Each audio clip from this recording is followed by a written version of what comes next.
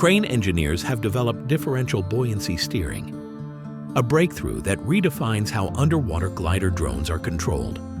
This invention simplifies steering, reduces internal complexity, and lowers overall system cost, offering a new path forward for autonomous underwater navigation. The idea emerged while his team was developing an underwater glider on a tight schedule, relying on multiple smaller buoyancy engines. During testing, the team discovered that intentionally shifting buoyancy to misalign the center of buoyancy provided superior control compared to traditional methods. Differential buoyancy steering works by managing the dynamic forces acting on the glider.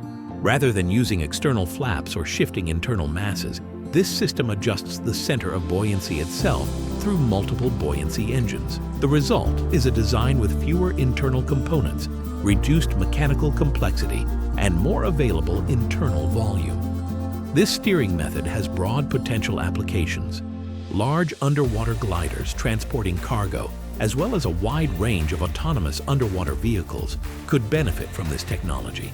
Its value ultimately depends on the mission, and the possibilities extend across commercial, research, and defense environments.